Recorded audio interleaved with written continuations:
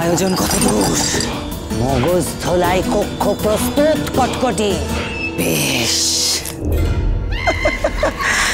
বেশ, রাজা বিজয়, এইবার তোমার সঙ্গে আমার দেখা হবে মগজ ধোলাই কক্ষে, আর সেইখানে জমে উঠবে আসল খেলা।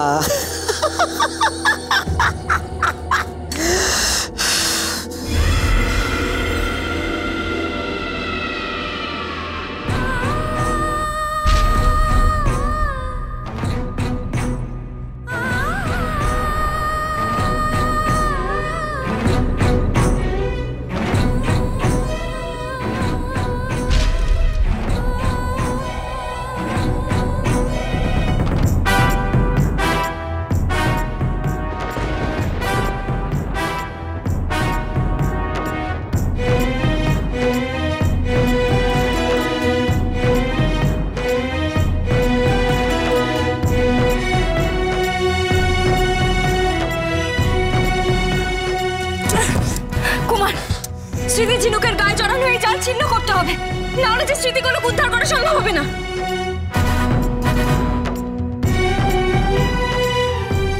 ধারালো একটা কিছু দরকার, যদি আমরা এই জাল ছিন্ন করতে পারি।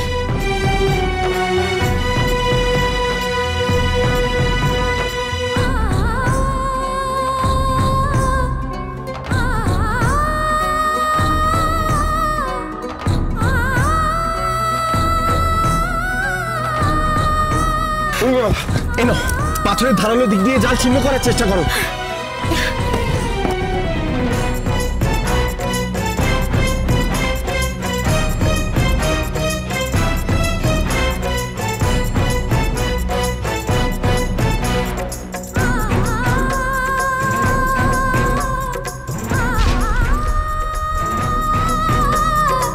পেরেছি, আমরা পেরেছি।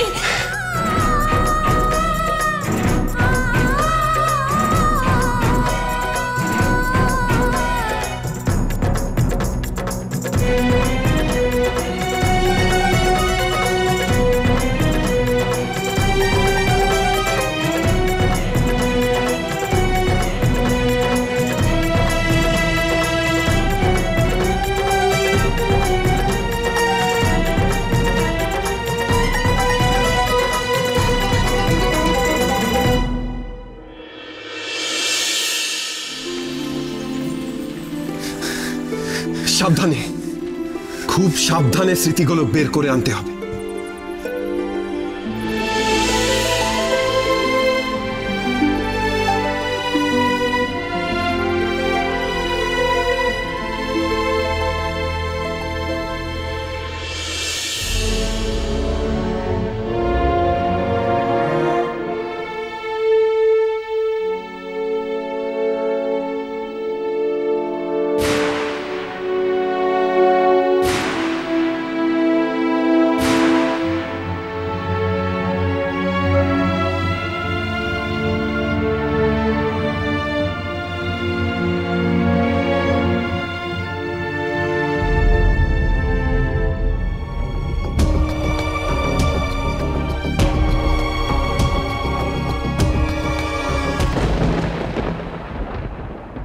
তুমি নিশ্চিন্তে থাকতে পারো মহারানী। গরল সাগরের তীরে ওঠা মাত্রই কুমারকে নিয়ে আমার সৈন্যরা নিরাপদে রাজসভায় পৌঁছে যাবে। কিন্তু তা যদি না হয় মহারাজ, যদি কুমারের আবার প্রাণ সংশয় ঘটে? মহারানী, তাই যদি হয়, রাজা বিক্রম সিংহ তোমাকে কথা দিচ্ছে, আমি আমার অমৃতের অধিকার কুমারকে দান করে কুমারের জীবন রক্ষা করব। মহারাজ, তোমার অতীত, তোমার স্মৃতি আমি তোমার কাছে ফিরিয়ে দিলাম। নাও,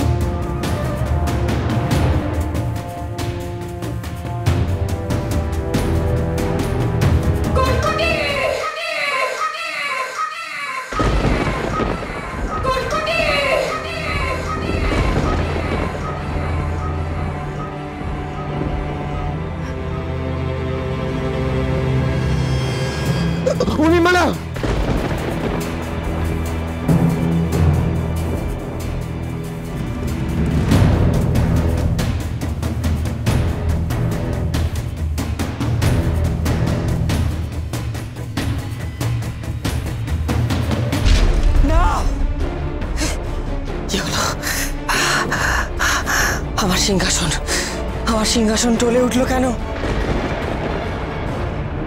তাহলে কি না কিরণমালা? কিন্তু কিরণমালা আসবে কোথা থেকে?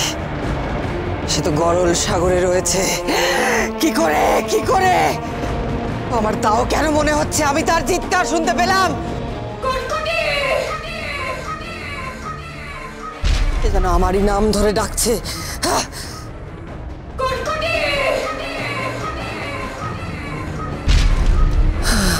গরল সাগরে নিশ্চয়ই কিছু একটা ঘটেছে, আমি নিশ্চিত।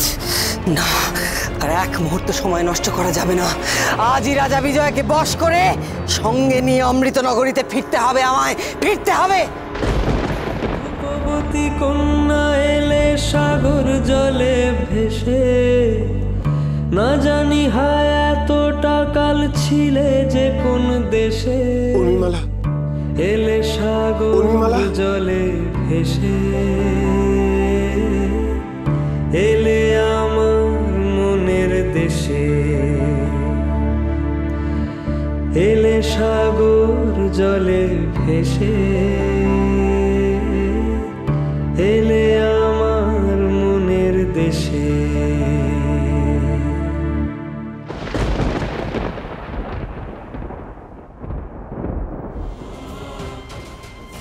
স্মৃতি ফিরে এলেই তুমি আবার আগের কিরণমালায় পরিণত হবে।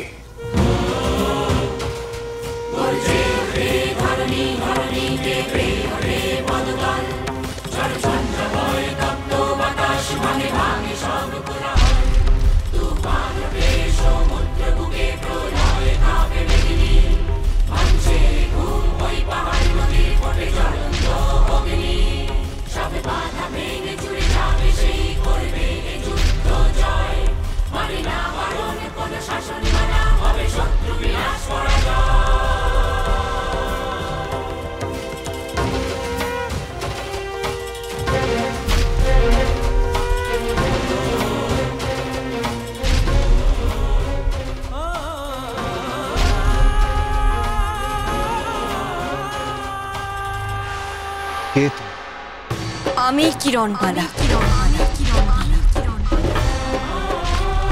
আমি কিরণমালা। আমি কিরণমালা।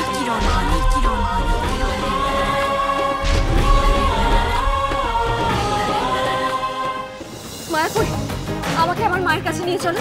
এই গরল সাগরের কোথায় আছে আমার মা? নিয়ে চলো মায়াপুরি আমাকে। আচ্ছা ঠিক আছে, আমি তোমাদের পথ দেখাবো কিরণ। এসো আমার সঙ্গে এসো। কি করব আমি? কি করব? তোমায় কিছু করতে হবে না রাজা বিজয়। যা করার আমি করব একাই।